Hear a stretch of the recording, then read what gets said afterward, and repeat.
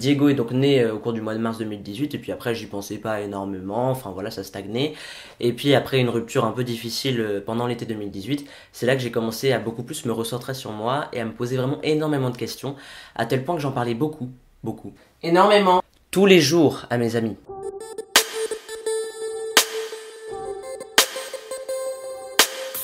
Et oui, j'ai essayé mes binders ce matin, mais aujourd'hui je me sens féminine, du coup j'ai mis du vert. Et j'ai mis les seuls vêtements de ma garde-robe qui sont pseudo-féminins, même si ça je l'ai acheté dans le rayon mec, mais ça passe encore, tu vois. Voilà.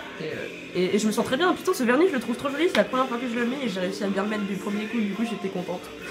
Voilà. Cette fois au camping, je me suis habillée comme ça une journée, et avec mon binder, tout ça, tu vois. Et on est allé voir mon grand-oncle pour lui présenter mon cousin. Et puis du coup après il fait à mon papy et à côté c'est son frère, non c'est qui? En parlant de moi. C'était un peu gênant, mais en même temps bah j'étais content. On peut voir d'ailleurs que des fois je parlais de moi au féminin, des fois je parlais de moi au masculin, j'étais vraiment un peu perdu. Mais il n'y a qu'avec mes amis que je parlais de moi au masculin, avec les autres gens j'osais pas évidemment. En fait je me rends compte qu'avec le temps, Diego évolue beaucoup. Et à la base Diego c'était un peu comme un personnage que je m'étais créé, qui sortait très rarement, qui à vrai dire est sorti au public seulement une soirée, avec toi Marie d'ailleurs. Et en fait j'ai l'impression là que très rapidement Diego a commencé à prendre beaucoup plus de place en moi. Et du coup là je me dis, à la vitesse où les choses évoluent, je suis en train de me dire qu'en fait je me dis peut-être gender fluid parce que c'est plus facile, parce que j'ai quand même une part de féminité en moi, hein. Je suis quand même pas trop bizarre quoi. Mais cette part de féminité est vraiment petite. Si tu veux, sur le spectre du genre, je me situe pas là non plus, mais je suis pas au milieu, je suis vraiment plus par là, quoi. Donc, vraiment très éloignée de ce qui est de la féminité. En gros, les seules raisons pour lesquelles je me dis que je peux pas être un homme trans, c'est parce que déjà je suis plus à l'aise à parler de moi au féminin généralement, sauf quand on me dit mademoiselle, madame, t'es une fille, t'es une femme, t'es jolie, t'es belle. C'est juste les quelques mots à bannir que je déteste parlant de moi. Vraiment les mots belle, mademoiselle, tout ça c'était vraiment des trucs que je supportais pas parce que c'était vraiment l'extrême de la féminité. Mais c'est vrai qu'à l'époque, parler de moi au féminin, étant donné que ça faisait à l'époque 17 ans que j'avais eu l'habitude comme ça, bah c'était pas quelque chose qui me dérangeait, tant que c'était pas des mots trop forts dans la féminité. Après c'est vrai que c'est une habitude que j'ai pris petit à petit et maintenant je peux plus parler de moi au féminin et quand on parle de moi au féminin, ça me blesse pas mal. Mais à part ça, j'aime bien dire je suis heureuse, je suis contente, enfin genre j'ai l'habitude comme ça. Et donc voilà, il y a ce fait que je suis souvent plus à l'aise à parler de moi au féminin et aussi je suis bien l'idée de posséder un vagin, je ne veux pas posséder de bite. Mais c'est tout, à part ça, sur tout le reste, je me sens totalement homme en fait.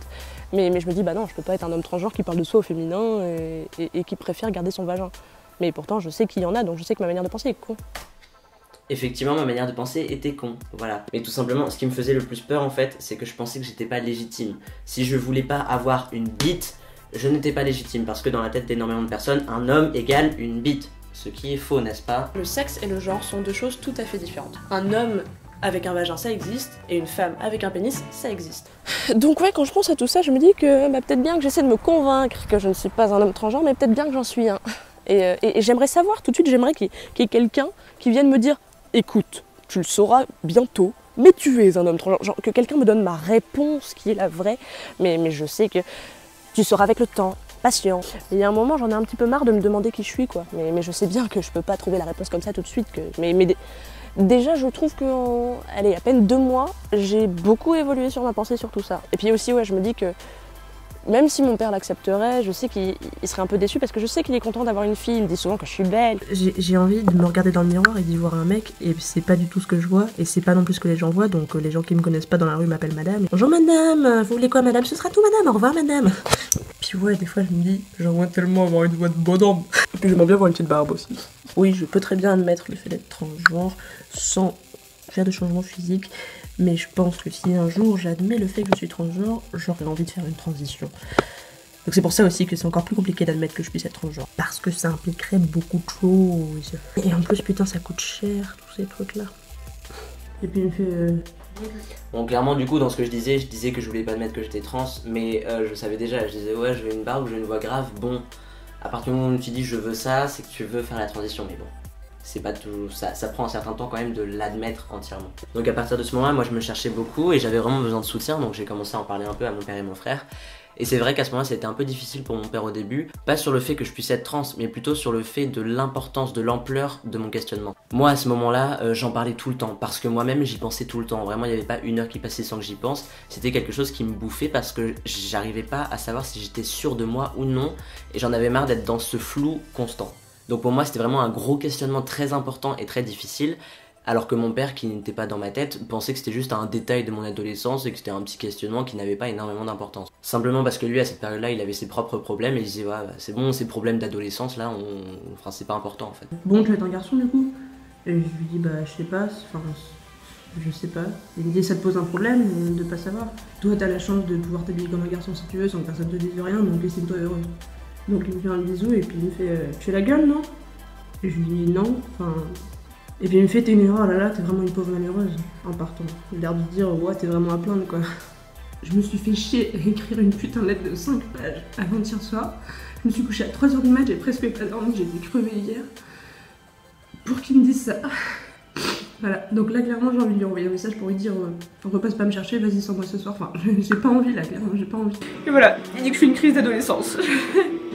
J'en ai marre, je sais plus quoi faire, Merci, papa. Je sais pas, il me semblait qu'il était vachement ouvert d'esprit, je croyais qu'il comprenait et qu'il comprendrait. Ça va être la merde pendant 2 semaines. Bon. Depuis tout ça, qu'est-ce qui s'est passé ? Avec le temps, j'ai donc fini par comprendre que c'était pas en parlant autant à mon père et à mon frère que ça allait changer les choses et qu'il fallait attendre que ça vienne d'eux. Mais fort heureusement, j'avais mes amis, une bande d'amis super cool sur qui je pouvais compter et qui m'aidaient beaucoup dans ma transition. Sans même que j'ai besoin de vraiment leur demander, ils ont commencé beaucoup plus souvent à m'appeler Diego et à me genrer au masculin. Moi, ça m'a permis de me rendre compte que je me sentais quand même vachement mieux comme ça. Et du coup, j'ai fini par dire, bon bah ok, c'est bon, maintenant appelez-moi Diego, je crois que c'est bon, je suis vraiment un homme trans et tout.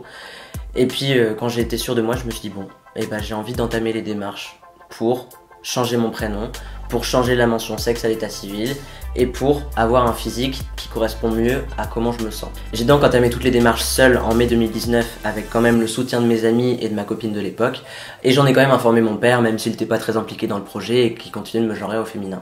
Et donc à cette période-là, au lycée, tout le monde, enfin du moins tous les gens de mon âge, me connaissaient comme Diego, comme un homme trans et vraiment, quand j'étais au lycée, j'étais très très bien pour ça. Mais à la maison, avec la famille, etc., je restais une fille. Et vers cette période-là, j'ai eu de nouveau une conversation avec mon père et il m'a expliqué qu'en fait, il s'en foutait que je fasse une transition, etc. Mais il voulait pas que je le force à changer sa façon de parler de moi. Après, évidemment, pour un parent, c'est pas facile parce que voilà, il a mis au monde une fille, il a élevé une fille, il m'avait donné mon prénom, il avait dit voilà, moi j'aurai une grande fille, il avait projeté toute ma vie en fait. Mais avec le temps, mes amis qui venaient à la maison, ma copine de l'époque, m'appelant toujours Diego et me genrant au masculin, il a fini par se dire ah ouais. Ah, bah du coup avec tout le monde autour là j'ai l'air un peu bête en fait d'être le seul à ne pas faire l'effort. Et du coup, victoire! Mon père a commencé à m'appeler Diego. Donc après bah je me suis beaucoup plus lâché, j'ai commencé à en parler beaucoup plus sur les réseaux et je me suis dit bah voilà, qui voudra voir le verra, ceux qui ne voudront pas le voir tant pis pour eux. Et évidemment, il y en avait qui ne voyaient rien. Donc après voilà, moi j'étais très content, 1er février 2020 j'ai commencé les hormones et je me suis dit ouais, c'est super cool. Mais ceux qui ne veulent pas voir, bah ils vont se retrouver un peu cons quand je vais avoir changé physiquement. Donc j'ai dû en parler à 2-3 personnes en face à face pour les mettre au pied du mur et leur dire voilà, moi je vais changer, maintenant t'es prévenu, sois pas choqué, si tu peux aussi toi changer ta façon de parler de moi, je me sentirai un peu mieux comme ça. Donc la plupart des gens ont bien réagi, bon il y en a qui se trompent encore aujourd'hui, mais la plupart font l'effort et pour moi c'est ça qui compte. Mais après voilà, il y a toujours 2-3 récalcitrants et je pense que c'est toujours le cas, hein, qui ne veulent pas faire l'effort, qui me disent ou ne me disent pas mais le pensent très fort, que oui mais t'es une fille, t'as toujours été une fille, oui mais ça c'était ton prénom, ça restera ton prénom, et qui ne veulent pas m'appeler Diego ni me genrer au masculin. On dirait que ça brûle la langue de dire il ou Diego, tu vois. Et ce qui est le plus chiant c'est quand c'est des gens très proches qu'on aime énormément, donc on n'a pas forcément envie de couper les ponts parce qu'on les aime, mais en même temps chaque fois qu'on les voit ça fait mal, ça énerve, et personnellement ça m'énerve de m'énerver contre eux parce que je les aime. Donc voilà, en gros, en une vidéo, récapituler mon parcours trans. Du coup, j'ai fait cette vidéo pour aider notamment les personnes trans qui se cherchent un peu. Parce qu'à l'époque, moi, quand je me cherchais, je regardais beaucoup de témoignages sur YouTube en essayant de trouver un témoignage qui se rapprochait le plus du mien. Parce que je me disais, ouais, mais moi, j'ai quand même eu une période où j'étais très féminin, du coup, je suis peut-être pas légitime à être un mec trans et tout. Sauf que si. Donc voilà, j'espère que mon témoignage, ça pourra en aider certains peut-être à se comprendre et à se dire ah mais ouais, ça c'est un peu moi quand même et tout. Et puis voilà, quelque part c'est aussi un message d'espoir, j'ai envie de dire, parce que pour moi ça a pris du temps à comprendre qui j'étais, à être sûr de moi.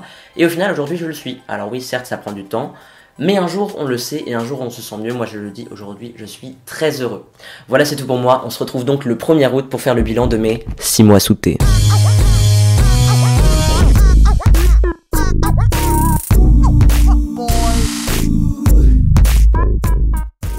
Mais pourquoi j'ai un ticket aussi énorme? Une voix grave, je la compte. Hein.